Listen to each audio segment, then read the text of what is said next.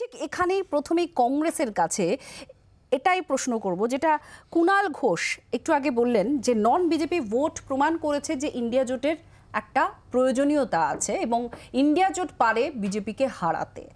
এই দৃষ্টিকোণ থেকে দেখে তিনি কিন্তু কংগ্রেসকে নিশানা করেছেন যে কংগ্রেস একলা লড়েছে সাম্প্রতিক নির্বাচনগুলোতে। তো ঠিক এই জায়গায় দাঁড়িয়ে এই বঙ্গে আপনাদের কি পার্সপেক্টিভ থাকবে? না, এটা একেবারে খুব সাধারণ ঘটনা এবং একেবারে সাধারণ সিম্পলিফাইড ভার্সন যাকে বলে, এটা খুব সাধারণভাবে আলোচনা করেছেন কুণালবাবু।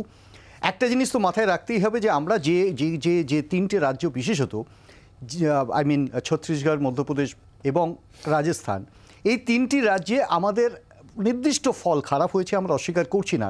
তথাপি আমরা বিরোধী দল এবং যথেষ্ট স্ট্রংলি সেখানে আছি। এটা হচ্ছে একটি দিক। আরেকটি দিক হচ্ছে যে তৃণমূল কংগ্রেসের ওখানে কোনো ভূমিকা ছিল না।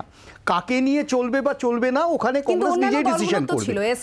না, স্পিচ ছিল মূলত। দেখো, একটা কথা বলি, সর্বত্র শেয়ার করতে হবে এমন কোনো জোটের আঙ্গিক আমাদের ছিল না, এই কনটেক্সটটাও ছিল না। আজকে কুণালবাবু যে কথাটা বলছে এটা এক্সট্রা টেরিটোরিয়াল কথা বলা। আমি কেন বলছি তোমাকে একটা কথা বলি পরিষ্কার, আমরা আগামী 2024-এর লোকসভা নির্বাচনকে সামনে রেখে ইন্ডিয়া জোট এবং সেখানে কিছু স্পেসিফিক আলোচনা, বিভিন্ন বৈঠক এবং কিছু ড্র করা হয়েছে, পার্সপেক্টিভ তৈরি করা হয়েছে। কোথাও বলা হয়নি যে আমরা স্টেট ওয়াইজ ইভেন 2024-এর আগে ইন্ডিয়া জোট এফেক্টিভ এবং তারা একজোটে লড়বে, প্রশ্নটা সেখানে ছিল না। দুটো রাজ্যেতে কংগ্রেসের ক্ষমতাই ছিল এবং আরেকটি রাজ্যে কংগ্রেসকে ভেঙে নিয়ে ক্ষমতা তৈরি করেছিল। সুতরাং এই প্রসঙ্গটা এখন আসবে না। এটা হচ্ছে এক।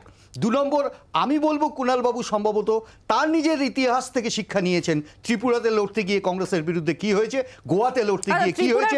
সুতরাং এই প্রসঙ্গ ঐতিহাসিকভাবে সত্য।